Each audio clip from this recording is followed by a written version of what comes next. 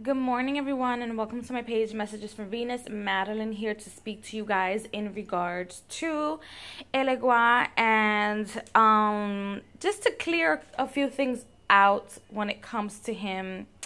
I have his stuff on top of my table because I'm about to, prepare the spirits and say my good mornings to them. This is my table. I work on my jewelry here as well. I do a lot of things on this table, but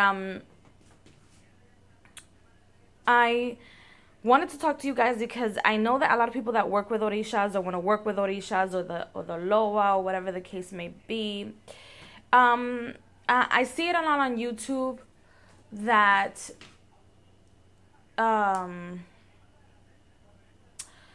people don't really know, or at least it doesn't seem like you guys know what type of avatar you guys are working with. Even the people that are baptized, it just doesn't seem like you guys know. I feel like people just intertwine belief systems and like different strands of spirituality. For example, they mix like Ifa with Santeria and stuff like that. I don't do that.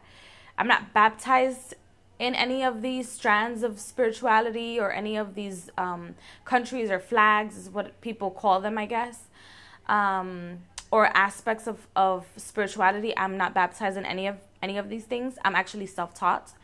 And I also do watch a lot of YouTube videos and like research a lot, because when you're trying to connect with the spirit, it is something that is private to you. Which is one of the reasons why I was a little bit skeptical about showing my altar or spell work that I did on Instagram or any of these social medias, because some of you guys are crazy. But I'm learning to walk away from fear more and more and more, and to just be a little bit more realistic when it comes to spirituality. I find that right now where I am in my spirituality, I am a little bit more confident. I'm more connected to my ancestors, both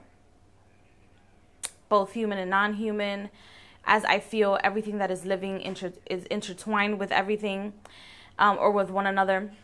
But this specific video is made for Elegua. I see a lot of people, not just on YouTube, but in the streets as well. I live in New York City, for those of you that don't know, but a lot of people or elders like to put fear into the newbies or the newcomers, and they don't really explain to them what they're experiencing. Like, I was afraid to expand my power because I thought I was doing things wrong. And for those of you that don't know, or this is the first time you guys watch this video about me or of my channel, I started watching videos on YouTube. I hit up a Shiva Star Goddess, and I emailed her, and I was like, how does this work? Because not because I wasn't manifesting things for myself, not because I wasn't doing things for myself, but because I didn't give credit to my power, as opposed to giving credit to my power and everything that I had been going through for the past 2 years prior to me finding her on YouTube. So I was like, oh my God, like, am I doing this wrong? Not because of anything that she said, but it was because she was like her videos welcomed me and many other people on YouTube to work on their power, to not be fearful of their power, to step into their power, not because you're doing anything wrong, quote unquote, but just, it's your magic, it's your way, it's whatever you want to do. But there are certain things that I feel, as someone that now has her own platform, not just on YouTube, but outside of YouTube, I feel like there should be more people such as herself on and off of social media, or such as myself, because of what I'm about to tell you guys. If you guys are working with Elegua specifically, learn the aspect that you're working with, or the avatar that you're working with, or the correspondence that you're working with, because a lot of you guys get scared over the reaction that the spirit gives to you, or how the spirit manifests in your house or in your life, in your environment. For example, this was a gift to me. This was a free gift to me. Prior to this gift, I wasn't giving him this rum. As a matter of fact, I wasn't giving him rum at all. I wasn't giving him this type of rum. I wasn't giving him any liquor at all. So I had just started working with Elegua just a couple of months ago. Meanwhile, I had started working with Oshun prior to that. I didn't work with him. I didn't request for him to open the doors for me with Oshun. Oshun just decided to appear in my life. There's something that there was an energy about her that she just came to me, as opposed to me dealing with Elegua and then going to the Orisha that corresponded to me or worked with me. That's not how it works for me. And like I said before, or I mentioned before, I am not baptized in any of these spiritualities or aspects of spirituality at all. I'm self-taught. So when this I got like a few months ago, like sometime last year, and I didn't open it because I didn't feel like he was ready. I've been working with him for a few months. Since sometime last year I started working with him, but I felt like he wasn't ready to take it, or he didn't want to take it. I blessed it, as you can see. It has the candle up here. I blessed it, put a red candle up on top, burned it all the way through, and then I started working with him in the aspect or the avatar, or a specific avatar. The candle that I'm about to show you guys has his veve, or his sigil. And I like to call these veves, you guys, right here. So I put the sigil, I put the veve on this candle because I wanted to initiate contact with him, as I felt him or his energy coming through. I had a dream with him. I started having certain things happen in my life that I know it was a message from him to me, that it was time for me to work with him, or that I was ready to work with him. For those of you that don't know, there are certain spirits in which when you don't embody them, they cannot be in your frequency, because your frequency or your energy is not up to par to them. I feel like a lot of people don't understand that when you're working with these spirits, you have to come with a lot of respect and ready for them.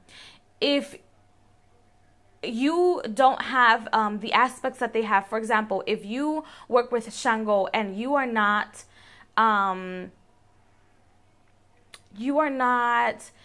physically, or your body is not physically there, and you want to get physically ready, that's something different. Then he will work with you so that you can take the aspect of him in the avatar of your choice. But if you're a slob and you don't really want to work, and you're just like, oh, I just want to work with him, but you don't want to put in the work to work with Shango or Elegua, it's going to be a problem. It's going to be a problem, because they're not going to want to interact with you. Or if you just go to them and give them one offering, and once you get what you wanted, it's completely disrespectful, and you might risk yourself to lose it all. Just so you guys know. I just needed to tell you guys that. But this specific video is to let you guys know that, number one, don't be afraid to work with avatars. Just because you're lighting a candle to Elegua doesn't mean that you're working with anything. You have to know which avatar you're working with, number one. And you have to know what they like. You have to know what frequency they're in. You have to know their aspects so that you can embody them in your life.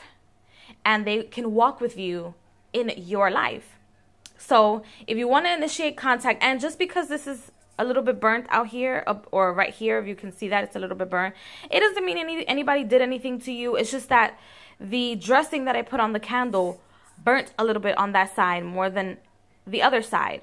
So, but for the most part, this is all dressing. It's like totally clear. It's just like cinnamon that I put on here and certain things like that. So the candle is almost done, and this is the candles, or the 7-day candles, that I like to initiate contact with the deity or spirit that I'm working with. That candle has been burning for ever since like I started working with him, like sometime last year. I'm not even kidding you, because I don't leave it on every day. When I initiate contact with these spirits, I like to do it slowly. I don't like to rush into things. I don't like to leave them on for 7 days. I'm not always home to leave them on for 7 days. To me, it's a ritual, it's a connection, it's an elevation, it takes steps, and I like that. I like for things to flow gradually. So, if you guys work with a certain avatar, I'm not going to speak to you guys in regards to the avatar of Elegua that I work with. You guys can figure it out from this video, perhaps, maybe, I'm not quite sure. But if you guys work with the aspect of Elegua, or the avatar of Elegua that likes rum, all of them do for the most part. and you want to connect with him and you want to use the power of rum. I don't know what it is about the power of alcohol. I have to research that. I have to see, like, what is the power of alcohol within our ancestors, as I do consider the Orishas our ancestors, or the Loa our ancestors, or the Pedros are Pedros, oh my goodness, or the Santos, or the spirits that are behind the Santos in Santeria, our ancestors. So if you guys leave an offering for your avatar, and the avatar is Elegua, and you happen to start seeing insects in the offering, which I don't know if you guys can see, that right there is like a small little roach. If you guys start seeing things like that, it's not because anybody's haunting you. It's not that anybody is coming for you. It's not that anybody is doing anything against you or your relationship with the deity, which some people can do to you.